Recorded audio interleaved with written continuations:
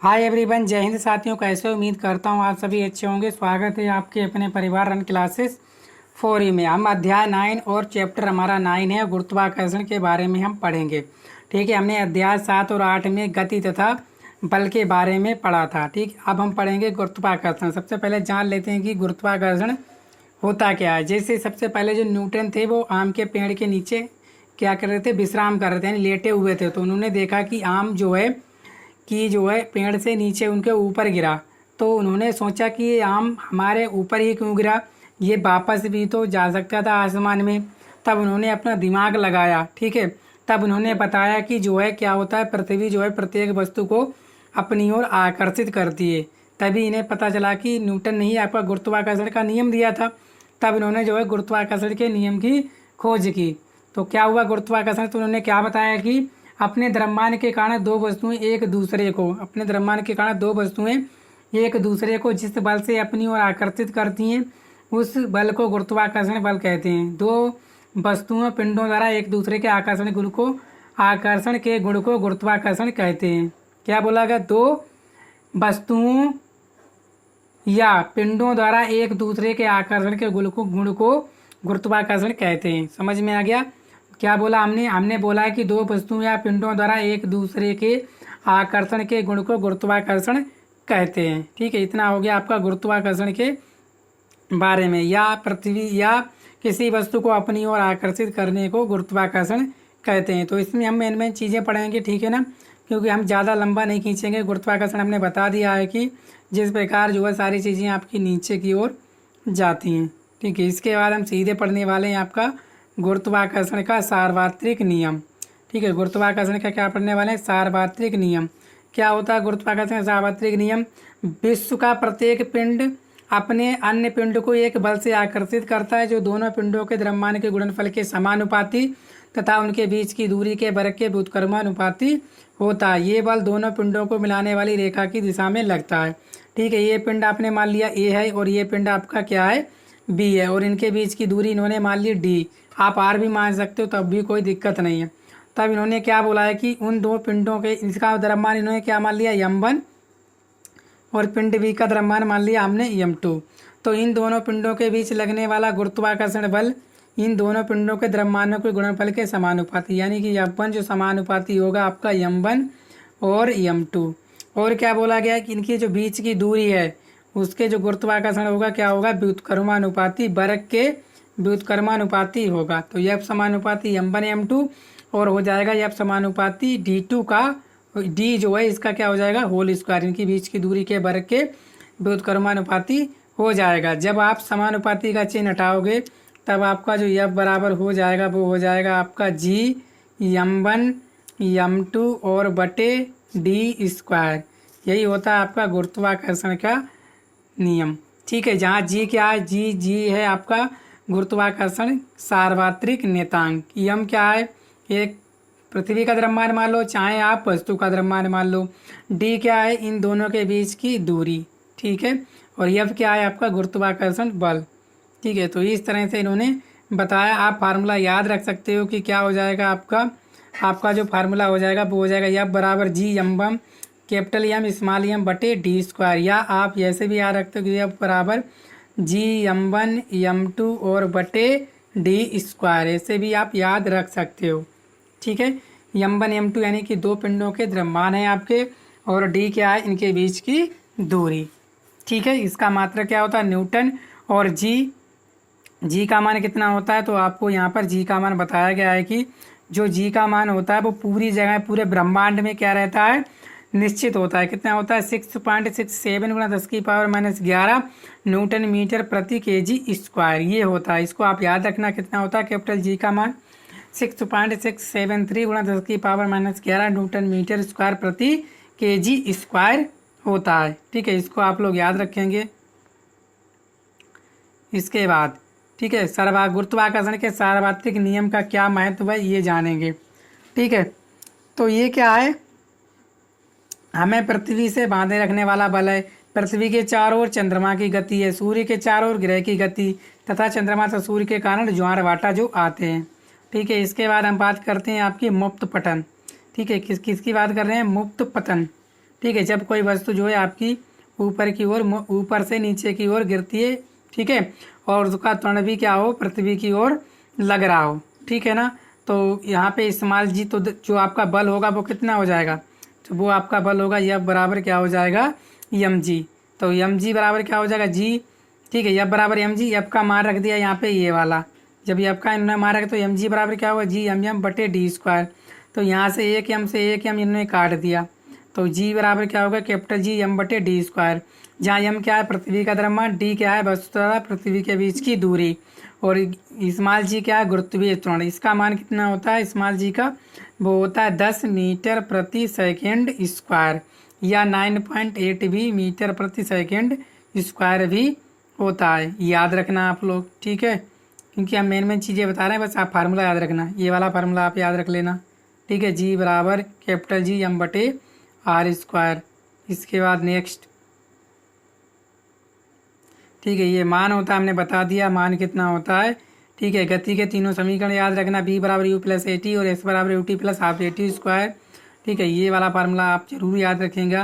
द्रव्यमान क्या होता है, भार, ठीक है, बल और जो आपका क्या होता है भार, उसके जो है बराबर होता है, यहीं से आपका निकलता है द्रव्यमान, ठीक है। ये है आपका भार, w बराबर क्या होता है आपका mg, भार क्या होता है w बराबर mg, ये आप याद रखना, इम्पोर्टेंट है, ठीक है। सारे फार्मूले मैंने बता दिए हैं। किसी वस्तु का चंद्रमा पर भार पृथ्वी के भार का 1/6 होता है, ठीक है, यानी कि आपका पृथ्वी पर भार कितना है, 6 किलो है, तो चंद्रमा पर भार कितना होगा, 6/6 करोगे तो आपका चंद्रमा पर भार होगा 1 kg, कितना होगा 1 kg। इसीलिए किसी वस्तु का चंद्रमा पर भार पृथ्वी के भार का 1/6 होता है, ठीक है, याद रखना, ये लिखा है वस्तु का चंद्रमा पर भार 1/6, इसका पृथ्वी पर भार, याद रखना। तो ये उदाहरण दे रखा है, यदि किसी वस्तु का द्रव्यमान 10 किलोग्राम है, पृथ्वी पर इसका भार कितना होगा, तो ये कैसे निकाल लोगे, देखो कितना हो जाएगा, ये आपका हो जाएगा 98, ठीक है, इस तरह से आप निकाल पाओगे, ठीक है। ये देखो, यदि एक वस्तु का भार पृथ्वी की सतह पर मापने पर 10 न्यूटन आता है, इसका भार चंद्रमा की सतह पर मापने पर कितना होगा। हमें ज्ञात है चंद्रमा पर वस्तु का भार जो 1/6 गुणा पृथ्वी पर इसका भार, अर्थात डब्ल्यू एम बराबर WE/6, यानी 10/6 किया तो 1.67 आएगा। इसका कहने का मतलब ये हुआ कि जो आपका चंद्रमा पर जो वस्तु का भार होता है वो पृथ्वी का कितना होता है, 1/6 होता है, ठीक है। सारे फार्मूले मैंने बता दिए, उनको याद रख लेना, ठीक है। चलिए, और ये प्रणोद दाब के बारे में पढ़ लेना, दाब पढ़ लेना, दाब बराबर क्या होता है, बल बटे क्षेत्रफल, इसको आप लोग पढ़ लेना, ठीक है। चलिए, हम सीधे चलेंगे आपके न्यूमेरिकल्स के ऊपर। अभी आपको और कुछ भी पढ़ना है, पास्कल के नियम है। पास्कल का नियम क्या कहता है, यदि किसी नियम के अनुसार किसी बंद पात्र में तरल या गैस पर किसी बिंदु पर लगाया गया दाब उसमें चारों ओर समान रूप से संचारित हो जाता है, ये कहता है आपका पास्कल का नियम। पास्कल का नियम क्या कहता है कि किसी बंद पात्र में तरल या गैस पर किसी बिंदु पर लगाया गया दाब उसके चारों ओर समान रूप से संचारित हो जाता है, ये आपका क्या है, दाब। ये किसका फार्मूला है आपका, दाब का। दाब बराबर क्या होता है, प्रलोद बटे क्षेत्रफल। प्रलोद क्या आता है आपका, बल ही होता है, ठीक है, क्या होता है, बल। इसका मात्रक होता है न्यूटन प्रति मीटर स्क्वायर, ठीक है। तो दाब क्या होता है, इकाई क्षेत्र पर लगने वाले प्रलोद दाब को, प्रलोद को दाब कहते हैं। दाब किसे कहते हैं, इकाई क्षेत्रफल पर लगने वाले प्रलोद को दाब कहते हैं। तो दाब बराबर क्या हो जाएगा, प्रलोद बटे क्षेत्रफल। प्रलोद आपका क्या होता है, बल ही होता है एक तरीके का। इसका मात्रक क्या होता है, न्यूटन प्रति मीटर स्क्वायर होता है, ठीक है। इस तरह से आप देख सकते हो। इसके बाद क्या है आपका, उत्प्लावन बल। उत्प्लावन क्या होता है, ठीक है, जब किसी वस्तु को किसी तरल पदार्थ में डुबाया जाता है तो उस पर ऊपर की ओर बल लगता है। तरल द्वारा वस्तु पर ऊपर की ओर लगाया गया ये बल उत्प्लावन बल कहलाता है, ठीक है। यानी आप किसी वस्तु को दबाते हो तो उसके ऊपर एक बल कार्य करता है, ठीक है, और जो वस्तु पर लगाया गया ऊपर की ओर बल ही वह कहलाता है आपका उत्प्लावन बल। आप आसानी से थ्योरी को पढ़ सकते हो, ठीक है। यही सब सारी चीज़ें हैं। तो आर्किमिडीज का सिद्धांत पढ़ लेते हो, इम्पोर्टेंट है, ठीक है। आर्किमिडीज का सिद्धांत क्या कहता है, जब किसी वस्तु को किसी द्रव में पूर्ण या आंशिक रूप से डुबोया जाता है तो वस्तु के भार में कुछ कमी प्रतीत होती है। वस्तु के भार में आई ये आभासी कमी वस्तु द्वारा हटाए गए द्रव के भार के बराबर होता है। क्या बोला सर जी, जब किसी वस्तु को किसी द्रव में पूर्ण या आंशिक रूप से डुबोया जाता है, इस तरह से देखो, ये जग दिख रहा है, ये वस्तु को पूर्ण या आंशिक रूप से आपने इसे डुबाया है, तो वस्तु के बाहर में क्या होता है, कुछ कमी प्रतीत होती है। ठीक है ना। तो वस्तु के बाहर में आई है आभासी कमी, जो वस्तु के बाहर में आपकी आभासी कमी आती है यानी कि वास्तविक में नहीं आती है, तो वस्तु द्वारा हटाए गए भार के क्या होती है, बराबर होती है।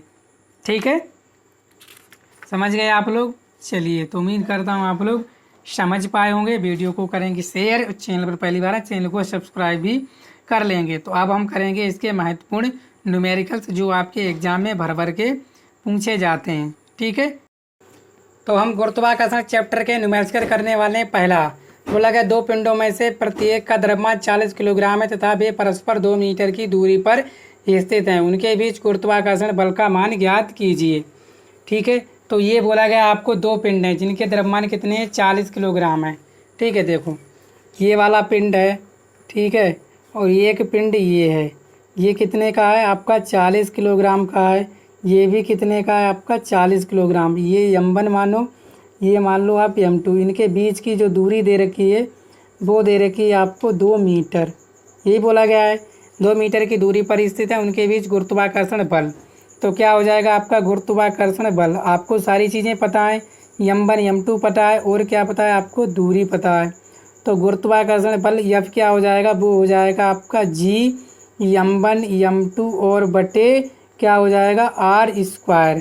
तो F बराबर G का मान कितना रखोगे, 6.67। तो 6.67 गुणा 10 की पावर -11। आपका m1 कितना है, 40 और m2 भी है आपका 40। बीच की दूरी कितनी है आपकी, 2। तो 2 का स्क्वायर करोगे, 2 गुणा 2। ठीक है, इसको हल कर लोगे, 2 दूनी 4, यहाँ कितना आ जाएगा 10। तो F बराबर इनकी गुणा करोगे तो क्या हो जाएगा 6.67 और गुणा 10 की पावर -11 और क्या हो जाएगा आपका 400। तो F बराबर गुणा करो, 4 4 सत्ते 28, 4 छंग 24, 2 26, 4 छंग 24, 2 26 गुणा कितना हो जाएगा 10 की पावर -11 न्यूटन। ये आ जाएगा। ठीक है, क्योंकि ये पॉइंट से पॉइंट हटाओगे तो 2 जीरो आपके कट जाएंगे। कितना आ गया 2668 गुणा 10 की पावर -11 न्यूटन। ये आपका जो है राइट आंसर हो जाएगा। या F बराबर आप इधर लगाओगे 2.668 गुणा कितने के बाद पॉइंट लगा, 3 के बाद 10 की पावर 3 गुणा 10 की पावर -11। क्योंकि जब पॉइंट लगाते हैं तो घात आपके प्लस में बढ़ती है और हटाते हैं तो घात माइनस में। तो F बराबर क्या आ जाएगा 2.668 और 10 की पावर गुणा में घातें क्या होती हैं, जुड़ती हैं। तो 11 में से 3 के क्या बचेंगी, -8 न्यूटन। ये आपका बिल्कुल सही आंसर हो जाएगा। ये भी आपका आंसर है, ये भी है। ठीक है, चलिए दूसरा सवाल देखते हैं। बोला गया, दो पिंडों के बीच की दूरी 90 सेंटीमीटर होने से उनके बीच गुरुत्वाकर्षण बल 1.0 10 की पावर -17 न्यूटन होता है। यदि पिंडों के बीच की दूरी 90 मिलीमीटर कर दी जाए तो गुरुत्वाकर्षण बल कितना हो जाएगा। ध्यान से देखना, दो पिंडों के बीच की दूरी है 90 सेंटीमीटर। ठीक है, ध्यान से देखना, दो पिंडों के बीच की दूरी कितनी है, 90 सेंटीमीटर। तो यहाँ पे आप लिख लो प्रथम शर्त। ठीक है, तो प्रथम शर्त में क्या है आपका, ये एक पिंड ये है, एक पिंड ये मानो m1 है और ये मानो आपका m2 है। इनके बीच की दूरी कितनी है, अभी बताई कितनी है, 90 सेंटीमीटर। ये हो गई आपके बीच की दूरी 90 सेंटीमीटर। और इनके मध्य जो गुरुत्वाकर्षण बल F1 मानो कितना लग रहा है, वो लग रहा है 1 गुणा 10 की पावर -17 न्यूटन। ये लग रहा है। अगर हम इसको 90 सेंटीमीटर को मीटर में बदलें तो क्या हो जाएगा, 90 गुणा 10 की पावर -2 मीटर। क्योंकि 1 सेंटीमीटर में 1 मीटर में कितने होते हैं, 100। तो 90 सेंटीमीटर में कितने हो जाएंगे, 90 गुणा 10 की पावर -2 मीटर। ये हो जाएगा आपका। इसी प्रकार क्या है आपका द्वितीय शर्त। द्वितीय शर्त क्या है, ध्यान से देखेंगे। ठीक है, द्वितीय शर्त क्या बोला गया है कि यदि पिंडों के बीच की दूरी 90 mm कर दी जाए तो गुरुत्वाकर्षण बल कितना हो जाएगा। ये पिंड है आपके, फिर इस तरह से ये क्या है आपके पिंड हैं, ये भी m1 है और ये भी क्या है m2। अब इनके जो बीच की दूरी कितनी कर दी जाए, 90 mm कर दी जाए तो आपसे पूछा है जो बल F2 है वो कितना लगेगा। समझ पा रहे हो आप लोग, बोलोगे जी सर समझ पा रहे हैं। ठीक है, अब कितना लगेगा, देखो इसको हम मीटर में बदल लें तो R बराबर क्या हो जाएगा आपका 90 mm। 1 मीटर में कितने होते हैं मिलीमीटर, 10 की पावर माइनस के 3 होते हैं। तो R कितना हो जाएगा 90 गुणा 10 की पावर माइनस 3 क्या हो जाएगा मीटर। ठीक है, 1 मीटर में कितने होते हैं 1000 mm होते हैं। तो 90 mm कितने हो जाएंगे, ठीक है 10 की पावर माइनस 3। देखो जब आप छोटे से बड़े में जाओगे, कहाँ से छोटे से बड़े में जाओगे तो घात जो है माइनस में चढ़ेगी। अगर आप, ठीक है ना, अगर आप छोटे से बड़े में जाओ घात माइनस में चढ़ेगी, अगर आप बड़े से छोटे में जाओगे घात प्लस में चढ़ेगी। जैसे अगर आपसे पूछे 1 मीटर में कितने सेंटीमीटर होते हैं तो आप सभी जानते हो कितने होते हैं 100, है कि नहीं। आप बड़े से छोटे में जाओगे तो गुणा करोगे, घात काय में जाएगी प्लस में, 10 की पावर कितनी हो जाएगी 2 सेंटीमीटर, होगी नहीं होगी। इसी प्रकार आप समझ गए होंगे। ठीक है, यहाँ से यार आ गई आपकी 90 गुणा 10 की पावर माइनस 3 मीटर।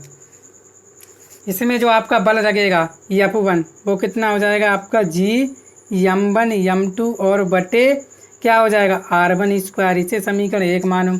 इसमें जो बल कितना लगेगा वो लगेगा आपका F2 बराबर G m1 m2 बटे R2 स्क्वायर, ये हो जाएगा आपका।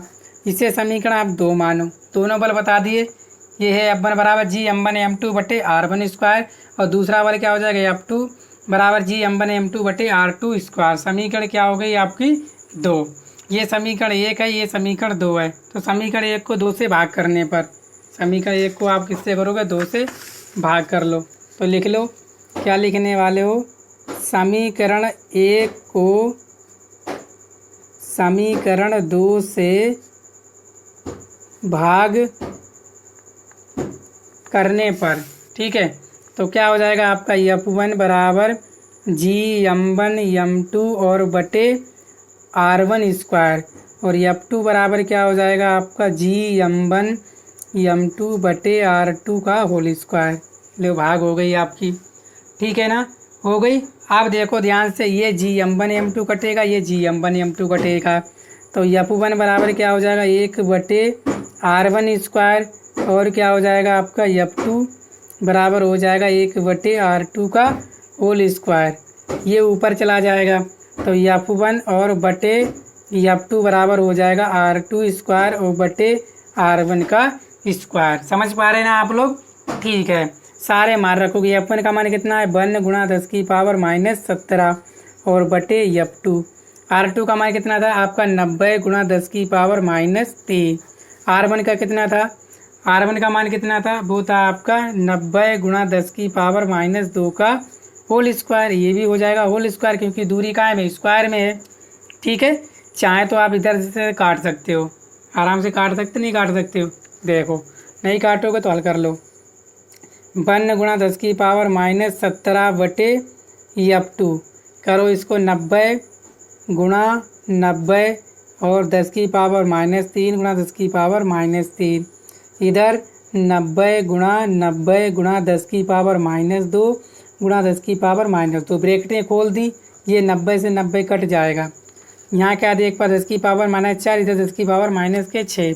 एक लाइन और करते हैं, 1 गुणा 10 की पावर माइनस 17 और बटे हो जाएगा F2, ये हो जाएगा 10 की पावर माइनस 6, ये हो जाएगा 10 की पावर माइनस 4 बराबर 10 की पावर माइनस 6 गुणा 10 की पावर 4। तो यहाँ से क्या हो जाएगा 1 गुणा 10 की पावर माइनस 17 और बटे F2। गुणा में घातें जुड़ती हैं माइनस 6 और प्लस के 4, तो 10 की पावर क्या बचेगी माइनस के 2। और इधर अब तिरछी गुणा करोगे तो क्या हो जाएगा आपका, ये हो जाएगा आपका 1 गुणा 10 की पावर माइनस 2 गुणा F2 बराबर 1 गुणा 10 की पावर माइनस 17। ठीक है, ये गुणा में है, इधर क्या है भाग में। तो यहाँ से जो F2 बराबर हो जाएगा 1 गुणा 10 की पावर माइनस 17 और बटे 1 गुणा 10 की पावर माइनस 2। ये ऊपर जाके कायम हो जाए प्लस में, तब F2 बराबर क्या आ जाएगा 1 गुणा 10 की पावर माइनस 15 न्यूटन। ये आपका राइट आंसर हो जाएगा। कितना, 1 गुणा 10 की पावर माइनस 15 न्यूटन। तो उम्मीद करता हूँ आप दूसरा सवाल समझ पाए होंगे। देख लीजिए, आसानी से मैंने आपको बहुत ही प्यार से समझाया है। ठीक है, तीसरा सवाल देखते हैं। तीसरा सवाल क्या बोला गया है कि पृथ्वी का द्रव्यमान इतना है, मनुष्य का द्रव्यमान इतना है। तो दिया है, क्या दिया है आपको, पृथ्वी का द्रव्यमान। सवाल ये भी बढ़िया है, पृथ्वी का द्रव्यमान क्या है यमी, वो दे रखा है आपको 6 × 10⁻24 kg। और मनुष्य का द्रव्यमान कितना दे रखा है, मनुष्य का द्रव्यमान कितना यम, वो है आपका 60 kg। ठीक है। और पृथ्वी मनुष्य को 60 न्यूटन के बल से अपनी ओर खींचती है। ठीक है। आपका गुरुत्वाकर्षण बल दे रखा है, कितना है गुरुत्वाकर्षण बल, कितना यफ, वो दे रखा है आपको 600 न्यूटन। ठीक है। मान लो ये कोई आपकी पृथ्वी है, ये क्या है आपका केंद्र है, ये त्रिज्या आपकी आई होती है, और इस तरह से आपका ये क्या है आपका मनुष्य है। इस तरह से मान लो ये मनुष्य है, ये इसकी टांगें हैं और ये इसकी टांगें हैं, जो क्या कर रही है ये जो है, ठीक है, जो पृथ्वी जो है मनुष्य को अपनी ओर कितने बल से खींच रही है, कितने बल से खींच रही है, अब बराबर 600 न्यूटन के बल से खींच रही है। खींच रही नहीं खींच रही बोलोगे जी सर, तो क्या हो जाएगा आपका 1। आपसे क्या बोला गया है कि मनुष्य पृथ्वी पर कितना गुरुत्वाकर्षण बल आरोपित करेगा, तो मनुष्य पृथ्वी पर कितना गुरुत्वाकर्षण बल आरोपित करेगा, वो उतना ही करेगा, कितना 600 न्यूटन। कैसे, पृथ्वी मनुष्य को ऐसे लिख सकते हो कि पृथ्वी मनुष्य को 600 न्यूटन के बल से क्या करती है, अपनी ओर खींचती है। अतः मनुष्य पृथ्वी पर 600 न्यूटन बल ही आरोपित करेगी। ठीक है। तो यह बराबर कितना हो जाएगा आपका 600 न्यूटन, ये आपका राइट आंसर हो गया। ठीक है। दूसरा क्या बोला है, दूसरा बोला गया है कि पृथ्वी का मनुष्य की ओर त्वरण, इसलिए बोला गया है कि पृथ्वी का मनुष्य की ओर त्वरण। तो निकालोगे क्या, पृथ्वी का मनुष्य की ओर त्वरण, ये बराबर क्या करना है, ज्ञात करना है। कैसे करोगे, हम ज्ञात करेंगे बल यफ बराबर mg से, है कि नहीं। पृथ्वी मनुष्य की ओर कितना बल लगा रही है, यफ बराबर mg से, तो यफ बराबर, यफ दे रखा है कितना आपको 600, यम कितना है, ठीक है ना। तो यम कितना दे रखा है आपका, किसका किसका यम लगा लोगे, यम किसका निकालोगे आप लोग, ठीक है, किसका किसका निकालोगे, पृथ्वी का कितना है 6 × 10⁻24, और जी ये गुणा में इधर किसका हो जाएगा, भाग का, या 6 × 10⁻24 बराबर 600। ठीक है। और क्या साथ में जी, और जी बराबर क्या हो जाएगा 600 बटे 6 × 10⁻24, यहाँ कितना आ जाएगा आपका 100, तो जी बराबर आ जाएगा 100 × 10⁻24, या जी बराबर आ जाएगा 1 × 10⁻22 मीटर प्रति सेकंड स्क्वायर। तो मनुष्य की ओर त्वरण कितना होगा, 1 × 10⁻22 मीटर प्रति सेकंड स्क्वायर। ठीक है। ये तो बोला गया पृथ्वी मनुष्य की ओर कितना त्वरण लगेगा, तो पृथ्वी का ही क्या लेंगे हम लोग, द्रव्यमान लेंगे, ये पृथ्वी का द्रव्यमान है। ठीक है, यमी याद रखना। ठीक है। तीसरा सवाल आपका क्लियर हुआ, चौथा सवाल करने वाले हैं। ठीक है। चौथा क्या बोला गया है, ध्यान से पढ़ेंगे। बोला गया अंतरिक्ष में किसी स्थान पर 1 किलोग्राम द्रव्यमान के पिंड का गुरुत्वीय त्वरण इतना है, उसी स्थान पर 3 किलोग्राम के पिंड का गुरुत्वीय त्वरण कितना होगा, तो कितना होगा, वो उतना ही रहेगा, कितना रहेगा, उतना ही रहेगा जितना है। ठीक है। जैसे कैसे करोगे इस सवाल को करने का, ठीक है, ये बड़ा सबसे बड़ी चीज़ होती है, करोगे कैसे, है कि नहीं, करोगे कैसे। देखो ये है, ये आपका क्या है, ये कोई पिंड है, ये पिंड है आपका, और इधर जो आपका गुरुत्वीय त्वरण जी लग रहा है, स्मॉल जी, वो लग रहा है आपका 5 मीटर प्रति सेकंड स्क्वायर, ये लग रहा है। ठीक है। और कितने किलोग्राम का पिंड है आपका, 1 किलोग्राम का पिंड है, यही है। इसके बाद बोला गया है कि दूसरा पिंड, ठीक है, ये आपका क्या है, पिंड है, दिख रहा नहीं दिख रहा, देखो ये पिंड है, और ये आपका क्या है, दूसरा पिंड है। ये पिंड आपका कितने किलोग्राम का, 3 किलोग्राम का।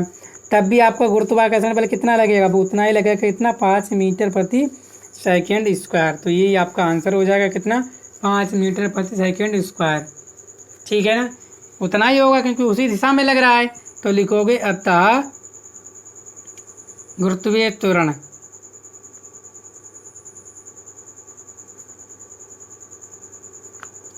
जी कितना होगा, जी बराबर 5 मीटर प्रति सेकंड स्क्वायर होगा। उतना ही होगा, है कि नहीं, क्योंकि अगर 1 किलोग्राम का पिंड है तो इस तरफ जी का मान कितना है, उतना ही। अगर उसी दिशा में हम 3 किलोग्राम का पिंड रख दें तो गुरुत्वीय त्वरण कितना होगा, समान होगा, है कि नहीं। तो 5वां सवाल बोला एक पत्थर को 20 मीटर की ऊंचाई से गिराया जाता है। एक पत्थर है 20 मीटर की ऊंचाई से गिरा है, पत्थर को कितने समय भूमि पर पहुंचेगा और पत्थर कितने वेग से भूमि से टकराएगा। तो ये आपको बताना है। सवाल अच्छा है और मज़ा भी आएगा करने में इसे। एक पत्थर को 20 मीटर की ऊंचाई से गिराया जाता है, पत्थर को कितनी 20 मीटर की ऊंचाई। तो ये एच दे रखी है आपको कितनी 20 मीटर, ठीक है ना। और प्रारंभिक वेग क्या हो जाएगा इसका, ऊंचाई से गिराया जाता है कि नहीं, ऊंचाई से गिराया जाता है ऊंचाई से, तो प्रारंभिक वेग कितना हो जाएगा u0। देखो ये है आपका पिंड, ध्यान से देखोगे ये क्या है, मान लीजिए पत्थर है, ठीक है, इसका प्रारंभिक वेग u क्या होगा 0। और यहाँ से क्या किया जाता है, आपको पृथ्वी से नीचे गिराया जाता है, ऊपर से नीचे गिराया जाता है, कितनी ऊंचाई से, ये ऊंचाई है आपकी 20 मीटर, है कि नहीं, ये दे रखी है। और आप ये भूमि है आपकी और ये टी है, टी जो है आपसे पूछा गया है, ठीक है। और पत्थर का जो ऊंचाई है वो कितनी दे रखी है 20 मीटर। पत्थर कितने समय भूमि पर पहुंचेगा वो निकालेंगे, लिखेंगे पत्थर कितने समय में भूमि पर पहुंचेगा। तो क्या लगाओगे, हम लगाएंगे गुरुत्व के अधीन ऊर्ध्वाधर नीचे की ओर गति, ऊर्ध्वाधर ये नीचे की ओर, ठीक है, ऊर्ध्वाधर नीचे की ओर गति क्या हो जाएगी, ठीक है। तो आप गुरुत्वीय त्वरण कैसा लोगे, प्लस में लोगे, नीचे की ओर है तो ऊपर की होता तो गुरुत्वीय त्वरण कैसा लेंगे माइनस। तो गुरुत्वीय त्वरण जो जी होगा वो हम लेंगे कैसा, प्लस में, कैसा लेंगे प्लस में, ठीक है। चलिए तो यहाँ से क्या हो जाएगा, ठीक है, कौन सी गति लगाओगे, तृतीय ऊर्ध्वाधर गति, कौन सी, तृतीय ऊर्ध्वाधर नीचे की ओर, ठीक है ना। तृतीय समीकरण से लिखोगे नीचे की ओर, तृतीय समीकरण से क्या होता है, समीकरण बी स्क्वायर बराबर यू स्क्वायर और प्लस क्या हो जाएगा 2gh। तो बी स्क्वायर बराबर क्या हो जाएगा आपका 0 और प्लस 2, जी का मान कितना रखोगे 10 और एच कितना है 20। तो बी स्क्वायर बराबर हो जाएगा आपका 2 दूनी 400, हो जाएगा नहीं हो जाएगा। तो बी स्क्वायर बराबर हो जाएगा अंडर रूट, ये बी बराबर हो जाएगा अंडर रूट 400, बी बराबर आ जाएगा आपका 20 मीटर प्रति सेकेंड। तो वेग कितना आ गया आपका 20 मीटर प्रति सेकेंड। अब क्या निकालेंगे, अब निकालेंगे हम समय। समय कैसे निकालेंगे, गति के प्रथम समीकरण से b बराबर क्या हो जाएगा u plus G T. b है आपका 20, u है आपका 0 प्लस g है आपका 10, t है आपका निकालना। तो यहाँ से 20 बराबर हो जाएगा आपका 10 गुणा टी, 1 0 से 1 0, t बराबर आ जाएगा आपका 2 सेकेंड। समय कितना आ गया आपका 2 सेकेंड। अतः पत्थर भूमि पर 2 सेकेंड में पहुँचेगा, लिख सकते हो अतः पत्थर भूमि पर 2 सेकेंड में पहुंचेगा, ठीक है। ये राइट आंसर हो गया आपका 5वां सवाल, ठीक है। अब हम करेंगे 6वां सवाल, वो भी आपका अच्छा सवाल है, इम्पोर्टेंट सवाल है, आपको आना चाहिए, ठीक है। 6वां सवाल इसको ध्यान से करेंगे, ठीक है ना, टाइम लगेगा, लगने दो, अच्छे से करेंगे, ठीक है। चलिए बेग पर कितने से पहुंचेगा, वो तो बेग हमने निकाल ही दिया, कितना है 20, बेग निकाल दिया 20 मीटर पर सेकंड, ठीक है। इसके बाद 6वां बोला एक गेंद को 30 मीटर प्रति सेकंड के बेग से ऊर्ध्वाधर ऊपर की ओर उछाला जाता है, ज्ञात। आपकी क्या किया गया, ऊपर की ओर उछाला। जब ऊपर की ओर उछाला है तो b क्या हो जाएगा आपका 0 और u हो जाएगा 30 मीटर प्रति सेकेंड और g हो जाएगा आपका कितना माइनस, क्योंकि ऊर्ध्वाधर ऊपर की ओर गुरुत्व के विपरीत है। ठीक है, तो ये है आपका पिंड। ठीक है, ये है आपकी पृथ्वी। ध्यान से देखो चित्र को, ये है आपकी पृथ्वी और पिंड को कहाँ उछाला गया आपका ऊपर की ओर। ठीक है, तो यहाँ से जो b हो जाएगा अंतिम वेग 0 और जो प्रारंभिक वेग क्या हो जाएगा, यही तो बोला गया है कि एक गेंद को 30 मीटर प्रति सेकंड वेग ऊर्ध्वाधर ऊपर की ओर उछाला जाता है, यानी u कितना है आपका 30 मीटर प्रति सेकंड और b अंतिम वेग क्या हो जाएगा 0 और कैपिटल G हो जाएगी आपकी माइनस के G। ये लेना है, तो आपको जो दिया है वो लिखेंगे एक बार। क्या दिया है ध्यान से देखेंगे। ठीक है, दिख रहा है ना आप लोगों को अच्छे से। चलो, दिया है पत्थर का प्रारंभिक वेग, पत्थर का प्रारंभिक वेग कितना है u, वो दे रखा है आपको 30 मीटर प्रति सेकेंड। पत्थर का अंतिम वेग कितना है, पत्थर का अंतिम वेग b कितना है, वो है आपका 0। ठीक है, और मान लिया हमने पत्थर की ऊंचाई, माना पत्थर की ऊंचाई बराबर h मीटर। ठीक है, तो यही क्या करना है, हमें निकालनी है। तो क्या पूछा है, पत्थर के अधिकतम कितनी ऊंचाई तक जाएगा, तो लिखोगे 1 नंबर, क्या लिखोगे, गति के कौन सा समीकरण लगाओगे, तृतीय समीकरण से। क्या होता है तृतीय समीकरण, वो होता है b² बराबर u² और क्या हो जाएगा आपका प्लस के 2gh। तो यहाँ से b कितना है 0 बराबर u कितना है आपका 30 गुणा 30 प्लस 2g का मान -10 लोगे और गुणा h, ये निकालनी है। ये क्या हो जाएगा 3 3 9, यहाँ हो जाएगा आपका कितना हो जाएगा आपका 900 -20h हो जाएगा, नहीं हो जाएगा, हो जाएगा या नहीं हो जाएगा। ठीक है, यहाँ से क्या हो जाएगा -900 बराबर -20h। कैसे होगा, ये हम इधर ले आए तो माइनस माइनस कट जाएगा, या क्या हो जाएगा 20h बराबर 900, h बराबर कितना हो जाएगा 900/20, 1 0 से 1 0 और 90 के आधे 45, तो h बराबर आ गई आपकी 45 मीटर। तो ऊंचाई कितनी आ गई आपकी 45 मीटर। ये वाली जो ऊंचाई है ये आ गई आपकी 45 मीटर आ गई। ठीक है, दूसरा क्या बोला गया है, दूसरा बोला गया है कि पत्थर कितने समय में महत्तम ऊंचाई तक जाएगा, पत्थर कितने समय में महत्तम ऊंचाई तक जाएगा। ठीक है, तो मान लो, मानने वाला काम करते हैं, माना पत्थर t समय बाद महत्तम ऊंचाई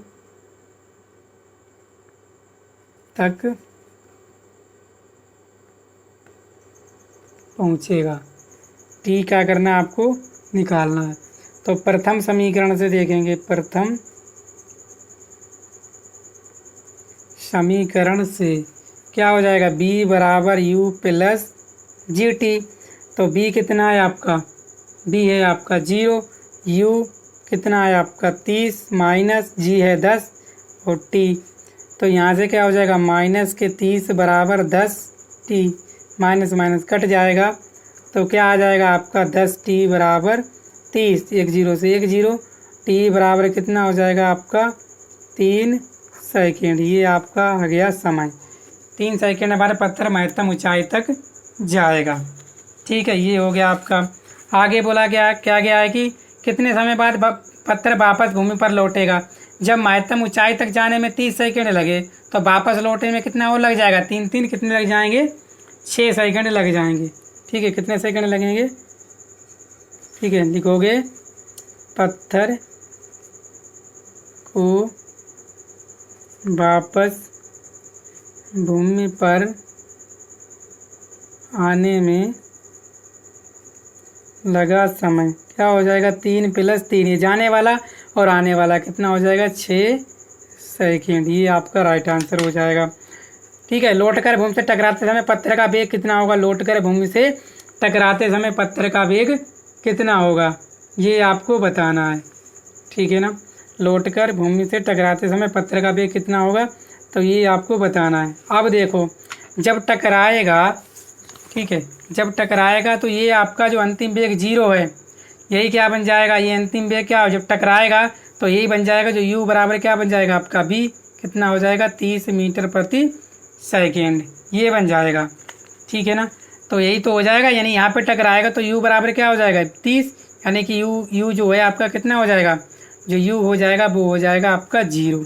जब टकराएगा तो विरामावस्था में आ जाएगा, तभी u क्या हो जाएगा आपका 0 हो जाएगा, नहीं हो जाएगा प्रारंभिक वेग 0। तो b हमें निकालना है, तो क्या हो जाएगा, प्रथम समीकरण से क्या होगा, b बराबर u + gt। तो b बराबर u कितना हो जाएगा 0 + g है 10, t कितना है आपका 3 है कि नहीं, तो b बराबर हो जाएगा आपका 10 या 30 मीटर प्रति सेकेंड। ये आपका राइट आंसर हो जाएगा। ठीक है, हमने चारों जो आपके पूछे गए थे, चारों हमने बहुत ही अच्छे से और साधारण भाषा से कर लिए। देखो यहाँ बोला था लौटकर भूमि से टकराते समय पत्थर का वेग कितना होगा, जब टकराएगा यहाँ पे, तो यहाँ पे जो प्रारंभिक वेग क्या हो जाएगा 0 हो जाएगा, यहाँ पे अंतिम वेग तो आएगा, और b भाई हमसे क्या किया गया, पूछा गया है, और u हमारा क्या हो जाएगा 0। ठीक है, समझ में आ गए, समझ में आ गया। ठीक है, चलिए अब देखते हैं हम लोग 7वां सवाल। 7वां सवाल अच्छा है। एक पिंड का पृथ्वी पर भार 100 न्यूटन है, चंद्रमा पर इसका भार कितना होगा? चंद्रमा पर गुरुत्वीय त्वरण पृथ्वी के गुरुत्वीय त्वरण का कितना 1/6 है। चंद्रमा पर गुरुत्वीय त्वरण पृथ्वी के गुरुत्वीय त्वरण का कितना 1/6 है कि नहीं। तो पृथ्वी का दिया है, आपको क्या दे रखा है, जब दिया है वही लिखेंगे, दिया है पृथ्वी पर भार कितना है आपका 900 न्यूटन। चंद्रमा पर वस्तु का भार क्या निकालोगे, चंद्रमा पर वस्तु का भार क्या होता है 1/6, पृथ्वी पर इसका भार, ये तो लगाओगे पृथ्वी पर इसका भार कितना हो जाएगा, ये कितना होगा 1/6, पृथ्वी पर कितना है 90, यही तो है, कितना है 900 है। तो काटोगे 6 कम 6 और 6 पंजे 30, कितना आ जाएगा 150, कितना आ जाएगा आप 150 न्यूटन। तो चंद्रमा पर वस्तु का भार कितना हो जाएगा 150 न्यूटन। तो उम्मीद करता हूँ आप लोग समझ पाए होंगे। वीडियो को शेयर करना, चैनल पर पहली बार आए हैं चैनल को सब्सक्राइब भी कर लीजिएगा, क्योंकि इस तरह के वीडियोज़ मैं आपके लिए लाता रहता हूँ। बहुत ही इम्पोर्टेंट ये क्लास थी आपकी, और उम्मीद करता हूँ आप